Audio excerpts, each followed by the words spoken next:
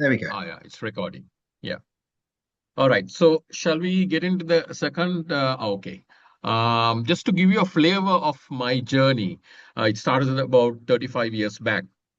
In a startup radio broadcasting company where I learned the value of rolling up my sleeves and getting the job done. That experience laid down a 25-year corporate career across multiple regions, sectors, helping businesses to revamp, revitalize, and also restructure these businesses to be more customer centric and objective driven. Now, in 2015, I transitioned into my own advisory and consulting practices, working with SMEs as well as family owned businesses. It is in one of those assignments that I found out dealing with a family business is not just about numbers. It's more than that. It's about relationships, it's about people, it's about a legacy, right? So it goes beyond your living years. So that was the making of me specializing in dealing with family owned businesses and turnarounds. So that's a little bit of flavor of where I come from. Of course, why I joined BNI and GRT is to further that, because my focus area is going to be Middle East as well as Asia, the greater Asia region. Next slide, please. Okay. Why is family business in crisis? Let's look at the bigger picture. Globally, 65 to 70% of the businesses, GDP, comes from family-owned businesses. So that tells you a story of the influence and the influence that the family businesses have. Yet, why have they failed? Because two-thirds out of these 70% are SMEs, right? Out of the two-thirds, another two-thirds have failed or are still continuing to fail. That tells you a story. Why? That's mainly because there is no trust and communication among the family members. And some businesses, they wake up only after the founder is dead and gone. That's too late. So that tells why, on average, the family businesses survive for only 24 years, which is less than a generation. Next slide, please. So here is what, you don't need to be a turnaround expert or, family business expert. No need. All you need to do is to listen carefully to these words. Like if you come across people saying that, I can't get my children to take over the business. I have liquidity crisis. Then also banks are hovering around me, fighting over the business. That's where you need to remember me. Because remember, you have a crucial role to play, because linking such businesses with me is, you're not doing a favor for me alone. You're doing a greater favor for the country and also the globally, because by saving a legacy means you're helping the country at large and and globally at large. So that's something that you need to remember. Next slide, please. So why am I so different from other consultants? What is so different?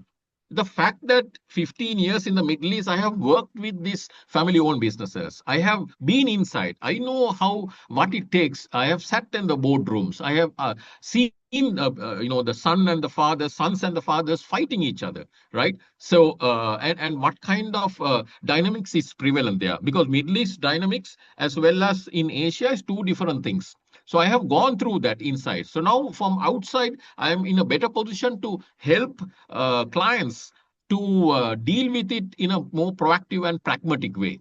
And the fact that I implement, I am more of an implementer than a consultant. I sit with go the journey with the clients in implementing on a success basis. So that's something that is very rare among consultants. Next slide, please. So three ways how I help SME businesses. One is to help family-owned businesses that are in the mid-size to mid-size range with continuity. That is a serious issue among family-owned businesses, because the different generation don't see eye to eye in terms of vision, in terms of the legacy. So therefore, that is where I come into focus to help that. Then the next one is to help SME entrepreneurs with the turnaround, because which is very important for them to succeed. The engine of growth of any economy is SMEs. So that's where I'm focusing on. And the third part is it's more of a proactive exercise to get these entrepreneurs to act more proactively than reactively. So that's what I have, these workshops and knowledge hubs. Of course, on the right, you will see a real case study done where I help a family business that is transitioning from second to third generation. Then third generation brought in no governance. So that's where I got involved and help them with role clarity, and also aligning the next generation with the current generation, which is very important for the survival and the sustainability of the future. Next slide, please. So what's in it for you? You need to remember the bigger picture that you are looking at is saving a legacy. Saving a legacy, as I mentioned before, is saving your country, the global economy at large. All this goes a long way. Apart from that, all of us can work as a power team, because me being in the turnaround, I see a lot of areas where GRT members as well as my local chapters can complement and work together as a power team to help the cause of those family businesses and SME entrepreneurs. Next one, please. So you need to remember me when it comes to family-owned businesses having issues of various nature, as I mentioned before. Then also professionals dealing with these family-owned businesses who might not be cut into handling turnaround aspects, dealing with family sensitive matters. That's where I come in. And also, I have promoted a family business dynamics course on Udemy. Help me promote with that, because promoting that among them is a proactive exercise. At least you can prevent cases that are going into ICU. Rather, you bring them to me and help them in return. This is where you come into play, because it's not about BNI tracker, where you make a note for BNI purpose. It's more than that. It's about saving a legacy.